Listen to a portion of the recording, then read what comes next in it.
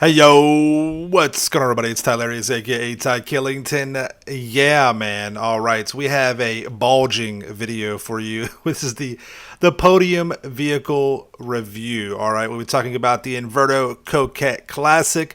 We'll be going over the customization, the performance, top speed, all that good stuff. Whether or not I recommend that you buy this, if you cannot win it from spinning the wheel in the casino. I know a lot of people don't have that option. I get that. So this video kind of helps those people out in particular. All right. It's $1,510,000. It is in the sports class. All right. So that's pretty cool. It goes up against some very tough competition, being the Itali GTO and the Pariah. And we'll see how that stacks up a little bit later on. Okay. We'll see how the D10 compares against those two vehicles a little bit later in the video. So make sure you guys stick around, smash that like button, subscribe, turn on notifications so you guys don't miss any future videos from me, okay?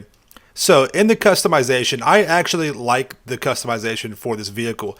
It is a $1.5 million vehicle, 1.5 plus. So it is always good to have those extra features, the customization. Now, this is one of the vehicles that just looks really good just the way it is. However, it has a good amount. It's not, I've seen cars that have more customization, but we've also seen cars that have way less customization.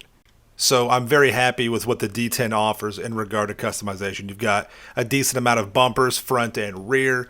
You got some good liveries. You got skirts. You could drop the top. You can cut it right off and leave it at your girl's house. You know what I mean? You got some good spoiler options. You got the scoop options on the hood. So there's a good amount that you can work with here. With the liveries, you have 11 different liveries. You have the black racing stripe, the white racing stripe, the twin black racing stripes, the twin white racing stripes. You've got the Inverto stripes, the black ones, the yellow ones. You got the Patriot beer livery. I mean, come on, it's based off a Corvette, so you have to have that. You got the paint party. That's probably the most wild one. I like it a lot. It looks really, really good. You can do a lot of cool customization with that, with the paint schemes on there. And of course, with the paint schemes, you've got the primary, secondary, and you also have your trim, which is really cool too. I like that. You can kind of accent your livery or your outside paint with the inside trim. Nothing wrong with that at all. These are the roof options I was talking about earlier. You can leave it stock. You can remove the roof, your secondary or your carbon, and that'll all dictate how the vehicle looks, obviously, with your paint schemes. You got the scoops you can put on there, dual vents, secondary dual carbon, the tuner vents, the secondary tuner, and then the carbon tuner vent. So whatever you would like to go with, if you want to carbon this whole thing out, it doesn't really affect the weight at all. I've tested that before. It doesn't affect the weight. Even if it doesn't affect the speed of the vehicle. So it's just purely cosmetic. So don't get all freaked out about that. Most people already know about that anyways. The spoilers got several different options for that: stock, carbon, the street wing, the carbon street wing, the racing wing, the carbon racing wing, performance competition, and the carbon competition race wing. Pretty cool right there. Of course, you got the sun strip. If you're out in Vice City with the top ripped off, you got to have your sun strip on there. Keep that limelight out of your face. You know what I mean? Nothing wrong with that at all. Of course, you got your standard performance stuff: turbo, transmission, engine upgrades. Nothing wrong with that. Got the new wheels you can put on there. Don't forget about that. The limo tint, if you want to put that on there. Privacy and to keep the sun from baking the interior of the vehicle. I switched mine up a little bit. I changed the spoiler. I took off some of the ground kit. You know what I mean? The lip and stuff like that. Took some of that stuff off. It is a rear-wheel drive vehicle, which does affect the performance, so keep that in mind. It does, make it handle a little bit differently from a all-wheel drive vehicle. And when you pop the doors open, it looks really nice. I like the way they made this vehicle. They did a really good job with it. The front, you have the trunk in the front, you have the engine in the rear. It looks really good. Let's get into the performance. So this is where this car is kind of weird. The D10 is kind of weird, all right? So for the sports class, this is actually not only one of the fastest cars in the sports class, it's one of the fastest cars in the game.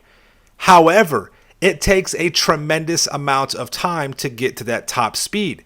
You have to have a lot of track to get to its primary top speed.